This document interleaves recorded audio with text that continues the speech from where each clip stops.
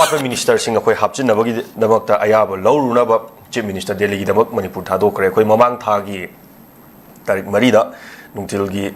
pungum makai tawa matamda akoi yumnam khemchan chief minister oina wasak lawroba matung atai atopa minister wal hawriba sing wasak lawroba su ngasi phawba awat pa sing akoi minister hapchin duna akoi mapung faba lenga ama uhelapagi damakta awat pa minister sing hapchin bada ayaba pibi nabagi damakta akoi yumnam khemchan akoi manipur thado khemni Delhi da awat pa minister sing hapak nabagi damakta haijaruna ba ngarang asi akoi Delhi thado sorry akoi manipur thado kre oja masi matang da akoi wal hawriba minister sing sina matau garamna wal hawriba no masi hapchalakta ba taragadi masi da sothara kadaba akai bala kadaba sina kari garam tongan tongan fruit natraga akoi manipur sida masi gi minister taret se hapchalakba taragadi kari garam improve lakane ha masi tamsu thambira mo Another Masigi government in a Kayumba minister expand on Umdrabo. Yes. Tarelagan more when he was equally expand on that day, government my TV in Yevo. Duga Chief Minister Matandana Lemo Riva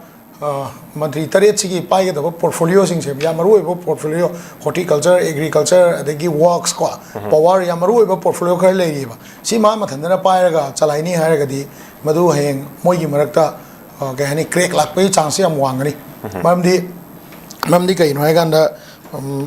kaya ni ako power exercise to matam da district singi development nataga influence to ba nata cabinet warib law matam da mi mari mangana cabinet warib law raga power si ngasagi kaya ni ko portfolio me am si le pai hana pai ga kambudu kaktana pai hai tar gadi ngasagi marak tu da makata da lakadaba election sing adai BJP ki campaign to ba then paisa nungsagi matang development matang na issue yamdi lakane ko aduna ai wakanda hujig leiba government sida adagi yagere yaroira minister se expand to honnom change maru eba portfolio khare de expand to honnom change portfolio jing je kai gumba expand to bangam daba matamda thabak pangthorok matam so awaba moigani samna ibda hana PR government leiring aida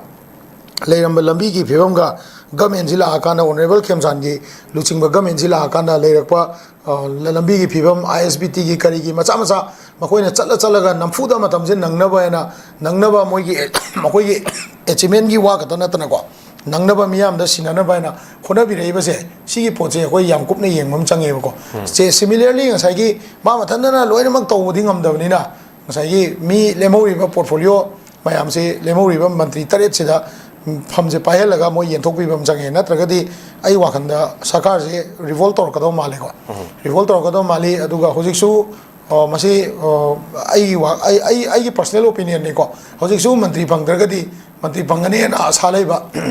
MLA mari manga taruk leiri somda ko adagi kanogi minority gi kari gi leiri mayam ko hai ba pot sing je